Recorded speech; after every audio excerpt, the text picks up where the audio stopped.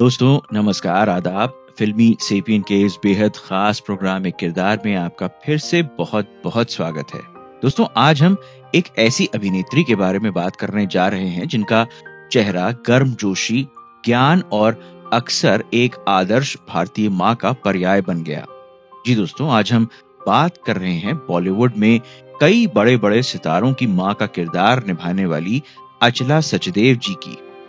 बॉलीवुड के प्रशंसकों की कई पीढ़ियों के लिए स्क्रीन पर उनकी उपस्थिति एक सुकून देने वाली पहचान थी। चाहे वह सख्त माँ हो, प्यारी दादी हो या समझदार विश्वास पात्र बहन, अचला सचदेव जी ने अपने द्वारा निभाए गए हर किरदार में शालीनता और प्रैक्टिकलिटी का अनूठा मिश्रण पेश किया।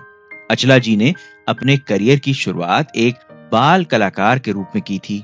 बाद में वह हिंदी फिल्मों में माँ और दादी की भूमिकाओं के लिए जानी जाने लगी। उनकी सबसे यादगार भूमिकाओं में 1965 की फिल्म वक्त में बलराज साहनी साहब की पत्नी और 1995 में दिलवाले दुल्हनिया ले जाएंगे में काजोल की दादी की थी।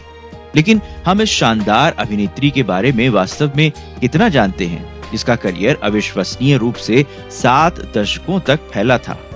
अचला जी का जन्म पेशावर में, जो अब पाकिस्तान में है, 3 मई 1920 को हुआ था। कि 3 बहनें भी थीं। अचला जी सबसे छोटी थीं। अचला जी के पिताजी का देहांत छोटी उम्र में हो गया था और अचला जी को काफी मुश्किलों का सामना करना पड़ा। लेकिन अच्छी बात यह रही कि उनकी पढ़ाई लिखाई चलती रही और कुछ समय बाद उन्होंने काम करना भी शुरू कर दिया था। सिनेमा की दुनिया में उनकी यात्रा आश्चर्यजनक रूप से कम उम्र में शुरू हुई। अपने समय की कई अभिनेत्रियों के विपरीत, जिन्होंने अपनी किशोरावस्था या 20 की उम्र में शुरुआत की, अचला जी एक प्रतिभाशाली बच्ची थी। उन्होंने 1938 में अपने फिल्मी करियर की शुरुआत की, उस समय जब भारतीय सिनेमा अभी भी अपने शुरुआती दौर में था। 1938 में उनकी पहली फिल्म आई जिसका नाम फैशनेबल वाइफ था। ये फिल्म तब रिलीज हुई थी जब वह सिर्फ 18 साल की थी। उस समय इंडस्ट्री की कल्पना करें, तकनीक, कहानी, दर्शक, ये एक बहुत ही अलग दृश्य था। 40 के दशक में अचला जी को रेडियो में काम मिल गया। विभाजन से पहले अचला जी को ऑल इंडिया रेडियो लाहौर में अनाउंसर की नौकरी मिल गई थी और वह उस जमाने की लोकप्रिय अनाउंसर भी बन गईं। उनकी आवाज घर घर तक पहुंच गई। 1947 में भारत विभाजन के बाद अचला जी अपने पूरे परिवार के साथ दिल्ली आ गईं और यहाँ दिल्ली रेडियो यानी ऑल इंडिया रेडियो दिल्ली में काम करने लगी। यहीं रहकर उन्होंने अपना फिल्मी सफर भी शुरू किया। अचला जी शुरू से ही टॉक शोज किया करती थीं, जिसमें फिल्मी दुनिया के काफी कलाकार आते रहते थे और अचला जी की मुलाकात उस जमाने के जाने माने कलाकारों से होती रहती थी, जिसकी बदौलत उनकी फिल्मी जगत में काफी पहचान भी हो गई थी।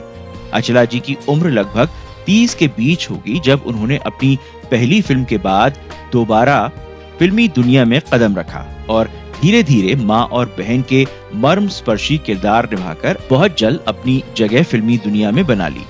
वह जल्दी ही एक पहचाना जाने वाला चेहरा बन गईं, जो अपनी स्वाभाविक अभिनय शैली के लिए जानी जाती थीं। आपको शायद जानकर हैरानी होगी कि निरूपा राय जी जैसी अभिनेत्रियों से भी पहले अचला जी ने माँ के किरदार निभाने शुरू कर दिए थे, जबकि बाकी अभिनेत्रियों ने अपनी शुरुआत मुख्य अदाकारा के रूप में की थी।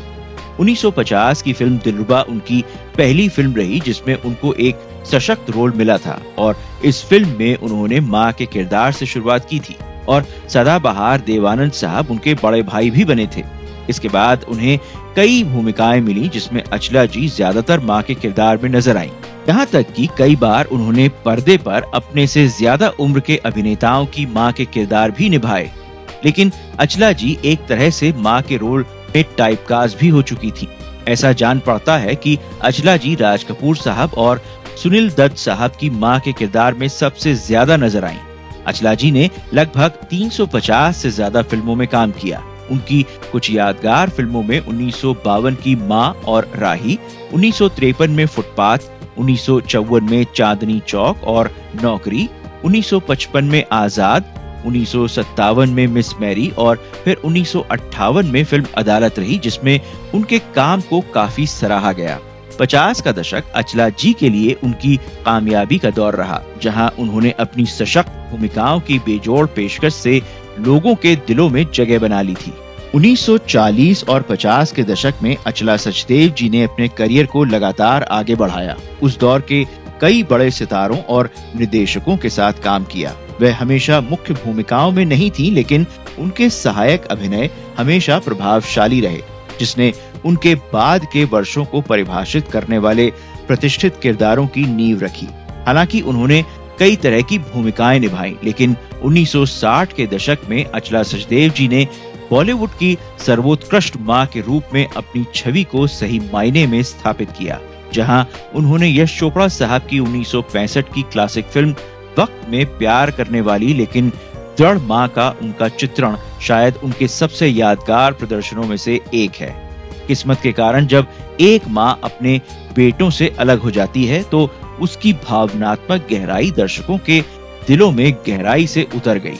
उन पर और बलराज साहनी साहब पर फिल्माया गया गीत ए मेरी ज़ोहरा जबी एक जबरदस्त प्रेम गीत बन गया, जिसे लोग आज भी गुनगुनाते हैं और इसमें उनकी सुंदर उपस्थिति अविस्मरणीय है। इसके बाद रामानंद सागर साहब की फिल्म आरजू में अचला जी राजेंद्र कुमार साहब की मां की भूमिका में नजर आईं। ये फिल्म भी बेहद सफल रही। इस फिल्म ने उन्हें एक अलग मकाम पर पहुंचा दिया। वह उस समय के लगभग हर बड़े अभिनेता जैसे दिलीप कुमार साहब, देव आनंद साहब से लेकर राजेश खन्ना साहब और अमिताभ बच्चन साहब तक सबके साथ दिखाई दी।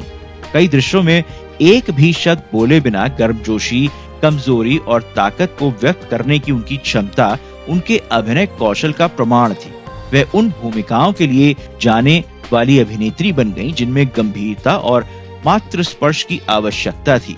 दोस्तों, एक मजेदार बात ये रही कि अपनी पहली फिल्म दिलबर में वह देवानंद साहब की छोटी बहन के रूप में नजर आई थी, लेकिन 1971 की फिल्म हरे रामा हरे कृष्णा में वह उनकी मां की भूमिका में दिखी। उम्र के साथ साथ उनके काम करने की रफ्तार भी धीमी होती रही और 90 का दशक आते आते ये रफ्तार काफी धीमी हो गई।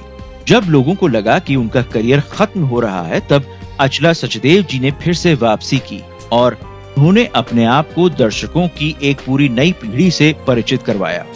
1989 में फिल्म चांदनी के बाद वह सिर्फ कुछ ही फिल्मों में नजर आईं, जैसे 1995 में दिलवाले दुल्हनिया ले जाएंगे में बुद्धिमान और सहायक दादी के रूप में उनकी भूमिका संक्षिप्त थी, लेकिन बेहद प्रभावशाली थी।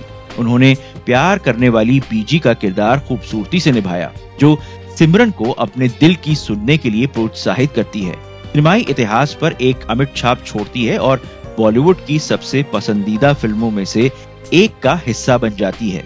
उनकी कोमल मुस्कान और समझदार नजरें बहुत कुछ बयां करती थी। उसके बाद अचला जी कभी खुशी कभी गम में और बाद में कल हो ना हो जैसी कामयाब फिल्मों में नजर आईं। लेकिन इतनी कामयाबी देखने के बाद भी अचला जी बेहद अकेली थी, क्योंकि शायद दर्शक उन्हें तभी नोटिस करते थे जब वह पर्दे पर नजर आती थी। इसके अलावा उनकी उपस्थिति ना के बराबर थी, जिस वजह से वह शायद कभी भी दर्शकों के दिलों में नहीं उतर पाई। जैसा कहते हैं कि out of sight out of mind. 2000 के दशक में भी अचला सचदेव जी ने अभिनय करना जारी रखा, हालांकि कम भूमिकाओं में। उनकी आखिरी फिल्म 2002 में ना तुम जानो ना हम में थी, जिसने 64 साल के अविश्वसनीय करियर को दर्शाया। उनकी अन्य चर्चित फिल्में प्रेम पुजारी, मेरा नाम जोकर, हरे रामा हरे कृष्णा और अंदाज थी। इसके अलावा उन्होंने मार्क रॉबसन की 9 Hours to Rama और मर्चेंट आइवरी की द हाउस होल्डर जैसी अंग्रेजी फिल्मों में भी काम किया। उनका पेशेवर जीवन उनके प्रदर्शनों के माध्यम से एक खुली किताब था। अचला सचदेव जी ने अपेक्षाकृत निजी जीवन बनाए रखा। अचला जी की शादी क्लिफर्ड डगलस पीटर्स साहब से हुई थी, जो पेशे से एक बिजनेसमैन थे और मैकेनिकल इंजीनियर थे। लगभग फिल्मी अंदाज में मुंबई में फिल्म वक्त के सेट पर यश चोपड़ा साहब ने अचला जी को पीटर्स साहब से मिलवाया। पीटर्स साहब की पहली पत्नी की तब मृत्यु हो चुकी थी और अचला जी भी खुद एक तलाकशुदा थी। उनके पहले पति ज्ञान सचदेव जी से उन्होंने बहुत पहले ही तलाक ले लिया था। चूंकि क्लिफर्ड साहब एक बिजनेसमैन थे और पुणे में उनकी रिहाइश थी, जिस वजह से अचला जी भी पुणे आकर बस गईं। सन 2002 में अचला जी के पति के निधन के बाद वह बिल्कुल अकेली रह गईं और उन्हें बेहद अकेलेपन से जूझना पड़ा। क्लिफर्ड डगलस पीटर्स साहब से अचला जी को एक बेटा ज्योतिन है, जो अमेरिका में रहता है, और एक बेटी मुंबई में रहती है। अचला जी अकेली रहती थीं, लेकिन उन्होंने अपनी जिंदगी में काफी दान पुण्य किया।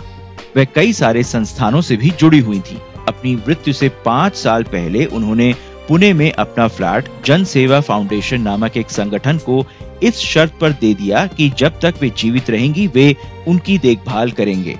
इसके अलावा अचला जी ने 2004 में पुणे में HV देसाई नेत्र हॉस्पिटल को 15 लाख रुपए दान भी किए थे। इस अस्पताल में एक वार्ड भी उनके नाम पर है। साथ ही साथ अचला जी ने योग और समग्र केंद्र नैनीताल को भी दान दिया था, जहां वह अक्सर जाती रहती थी। भारतीय सिनेमा में अचला सचदेव जी का योगदान उनकी अभिनीत फिल्मों की संख्या से कहीं अधिक है। वह एक आधारभूत अभिनेत्री थी जो बॉलीवुड में दशकों के बदलाव और विकास के दौरान मौजूद रही। उन्होंने सिखाया कि सहायक किरदार भी किसी फिल्म का दिल और आत्मा हो सकते हैं। भावनाओं को इतनी सूक्ष्मता से व्यक्त करने की उनकी क्षमता ने उनके अभिनय को वास्तव में अविस्मरणीय बना दिया। वह भव्य हाव भाव या नाटकीय एकालापों के बारे में नहीं थी। उनकी मातृत्व भरी आंखें और हर माँ, दादी या चाची को अविश्वसनीय रूप से वास्तविक और भरोसेमंद महसूस कराने की उनकी क्षमता कमाल की थी।